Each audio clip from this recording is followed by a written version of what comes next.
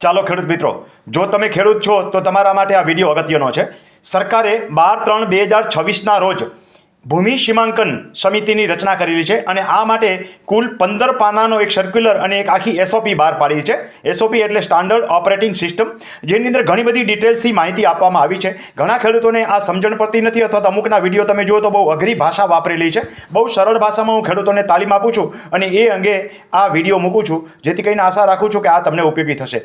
જે 2016થી શરૂ કરીને 2018-19માં જે રીસીમાંકન કરવા માટે થઈ અને જ્યાં જ્યાં રીસર્વે થયેલા એમાં ખેડૂતો બહુ દુઃખી છે. ઘણા સમયથી આ પ્રક્રિયા ચાલે છે, લગભગ 10 વર્ષથી સરકાર એને સુધારવા પ્રયત્ન કરે છે. આ અંગે મારા ઘણા બધા વિડીયોમાં મેં ઘણી બધી બાબતો કહેલી કે આટલા સુધારા સાથે ખેડૂતોને સરળતા રહે એ રીતે આખો એનો નિકાલ થઈ શકે. આ માટે ક્યાંય આપણે જશ લેવાની વાત નથી, આ વાત માત્ર ખેડૂતોને જાણકારી માટે આપું છું કે આ બાબતે સરકારે જે એસઓપી આપી છે આખી ભૂમિ સીમાંકનની, એ 15 પાનાનો આખો નિચોડ તમને રજૂ કરું છું. આશા રાખું છું કે તમે જ્યાં દુભાતા હોય, તમને અસર આવતી હોય. ઘણી વખત ખેડૂતોને ખબર પણ નથી કે પોતાને અસર આવે છે કે નહીં. રીસર્વેથી કેટલી બાબતોની અસર આવેલી છે. કોઈને ખેડૂતના નામ બદલી ગયા હોય, કોઈને સત્તા પ્રકાર બદલી ગયો હોય, કોઈનું એકત્રીકરણ થયું હોય એને લોચા થયા હોય, કોઈએ જમીન વેચી નાખી હોય એને લોચા થયા હોય, કોઈ ભાગલા કરેલા હોય એને લોચા થયેલા હોય, કોઈના કબજા ફરી ગયા છે તો કોઈના ક્ષેત્રફળ વધઘટ છે. આ બધી બાબતે આ એસઓપીની અંદર માર્ગદર્શન આપવામાં આવેલું છે. હું ક્યાંય સરકારના વખાણ નથી કરતો. ઘણી વખત કોમેન્ટમાં ખેડૂતો ચોટી જાય છે કે રમણીકભાઈ તમે ખેડૂતોના વખાણ કરશો.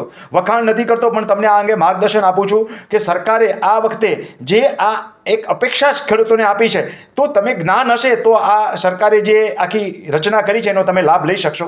તો આ રચના શું છે, એસઓપી શું છે અને ભૂમિ સીમાંકન પદ્ધતિ આખી શું છે, તો આ માટે જિલ્લા કક્ષાએ એક સમિતિની રચના થશે અને એના આધારે આખી એમએમસી કોર્ટ છે એ કાર્ય કરશે. આમાં 9 વ્યક્તિઓ ઉચ્ચતર એટલે ક્લાસ 1 ઓફિસરોની નિમણૂક કરવામાં આવેલી છે. દરેક જિલ્લાની અંદર કલેક્ટર, નિવાસી કલેક્ટર, એસએલઆર એટલે land record superintendent land records, DILR એટલે ડિસ્ટ્રિક્ટ ઇન્સ્પેક્ટર લેન્ડ રેકોર્ડ્સ, પ્રાંત અધિકારી સાહેબ એટલે જેને આપણે ડેપ્યુટી કલેક્ટર્સ કહીએ છીએ એ પ્રાંત, પછી મામલતદાર સાહેબ, ટીડીઓ આ એના હાથ નીચે કામ કરશે. ભલે એ ક્લાસ 1 ન હોય તો પણ એ તાલુકા ડેવલપમેન્ટ ઓફિસર્સ, જમીન સંપાદન અધિકારી અને જ્યાં જ્યાં સરદાર સરોવર લાગુ પડે છે, તો આમ તો દરેક જગ્યાએ સરદાર સરોવરની ઓફિસ તો છે જ, કારણ કે એ કેનાલો નીકળી હોય, કોઈ અન્ય વસ્તુની અસર હોય નર્મદાની, તો આ માટે સરદાર સરોવર પુનર્નિર્માણ એજન્સી અને એ સંસ્થાના પ્રતિનિધિ, આમ મળીને કુલ 9 વ્યક્તિઓની સમિતિ જિલ્લા કક્ષાએ રહેશે.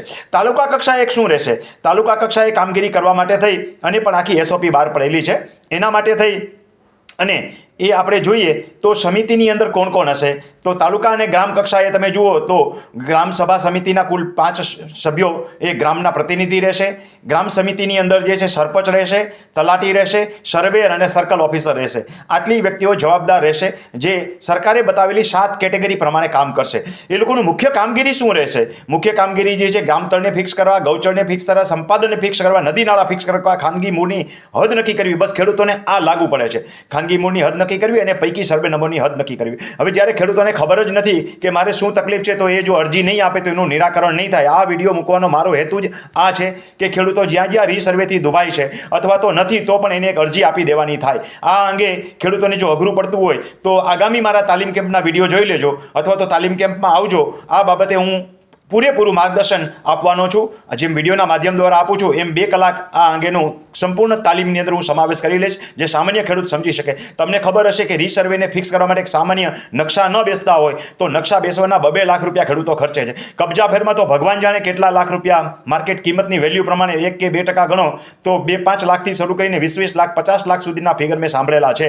કબજા ફેરની અંદર વાત કરું છું. ક્ષેત્રફળ દબાતામાં પણ ખેડૂતો હેરાન થાય છે. તો આ બધી વસ્તુઓનો ઉકેલ જો તમારી પાસે થોડીક જાગૃતિ હશે તો રીસર્વેની અંદર જે કંઈ આ એસઓપી આપેલી છે એનો લાભ તમે લઈ શકશો. આ અંગેની કાર્યવાહી તમે જુઓ તો ઉપરોક્ત જે સમિતિ મેં તમને કીધી એ ગ્રામ સભા સમિતિ, ગ્રામના સભ્યો, સરપંચ, તલાટી, સર્વેયર અને સર્કલ, આ સમિતિ સમક્ષ તમારે તમારો ઇસ્યુ લઈ જવાનો રહેશે. તેની કામગીરી છે કે એ આખી એની મોજણી કરે, એની દફતરી કામગીરી કરે, દરખાસ્તની કામગીરી કરે, એસએલઆરની હુકમની કામગીરી કરશે. ડીઆઈએલઆર જે છે એ આના માટે કેજેપી એટલે કમી જાસ્તી પત્રકની એક કાચી નોંધ તૈયાર કરશે અને 7/12ની અંદર મામલતદાર સાહેબને આપશે અને મામલતદાર સાહેબ એને 7/12ની અંદર એની આખી પ્રમાણિત નોંધ, જેને દુરસ્તી આપણે કહીએ એ રીતે થશે અને એનો આખો ડિજિટલ રેકોર્ડ તૈયાર થશે.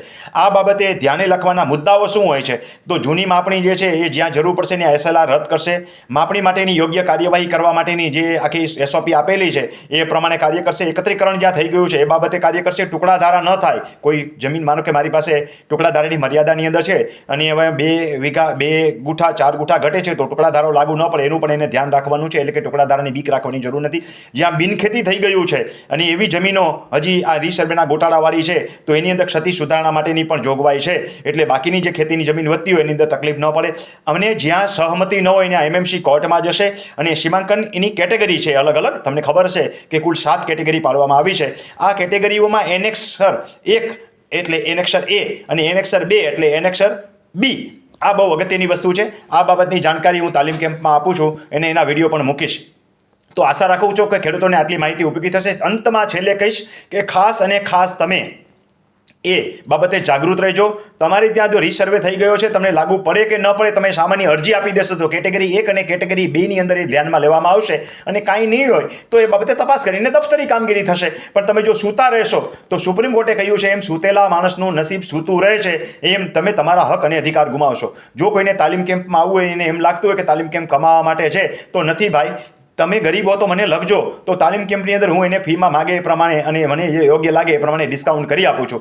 જે લોકોને તાલીમ કેમ્પમાં આવવું હોય તો આ બાબતે કંઈ વિશેષ ઇન્ક્વાયરી હોય તાલીમ અંગેની ખાસ સમજજો. પ્રશ્ન પૂછવા માટેનો નંબર મારો યુટ્યુબમાંથી મેળવી લેવાનો છે. પણ અત્યારે જે આ નંબર આપું છું એ માત્ર અને માત્ર રીસર્વે કામગીરી સંબંધિત તાલીમ લેવા કોઈને આવવું હોય અથવા તો એ બાબતે કંઈ વિડીયોની બાબતની બાબત હોય તો 9173208434 ઉપર તમે મને મેસેજ કરી શકશો. યાદ રાખજો આ નંબર ઉપર ફોન લાગતો નથી. 9173208434 ઉપર માત્ર તાલીમ કેમ્પ રજિસ્ટ્રેશન અને એ બાબતે તમારે મને મેસેજ કરી અને વિગત જાણવા માટે પૂછી શકો છો. બાકી તાલીમ કેમ્પના દરેક વિડીયો મારા મુકાશે એ જોતા રહેશો તો ઘર બેઠા ગંગા. જેને આ લાભ લેવો હોય એના માટે મેં કીધું એ પ્રમાણે તાલીમ કેમ્પમાં પણ આવી શકો છો. તાલીમ કેમ્પની નજીવી ફીમાં તમે ઘણી બધી જાણકારી લઈ જઈ શકશો અને તમે જો ગરીબ હો તો મને લખજો તો તમને ડિસ્કાઉન્ટ પણ આપીશ. પરંતુ આ વખતે જો ચૂકી ગયા તો આજીવન પસ્તાવાનું રહેશે. પછી સરકારને કોસવાનો કોઈ મતલબ નથી. આપણે આપણા હક બાબતે જાગૃત રહેવું જોઈએ અને આ માટે જે ભૂમિ સીમાંકનની રચના થઈ છે હમણાં ચોટીલાથી સારી કામગીરી શરૂ થઈ ગઈ છે. આમ તો આ પરિપત્રને 3 મહિના થઈ ગયા, હજી દરેક જિલ્લામાં સમિતિઓ નથી બની તો બનશે. અને જ્યાં હવે ધીમે ધીમે કામગીરી ચાલુ થઈ ગઈ. મને આમના છેલ્લા અઠવાડિયાના પ્રવાસમાં હતો ત્યારે એક રિપોર્ટ આવ્યો કે ચોટીલા કામગીરી ચાલુ થઈ, સૌરાષ્ટ્રના બીજા 2 તાલુકાની અંદર પણ કામગીરી ચાલુ થઈ ગઈ છે. એટલે 1 મહિનાની અંદર તમામ કામગીરી ચાલુ થઈ જશે.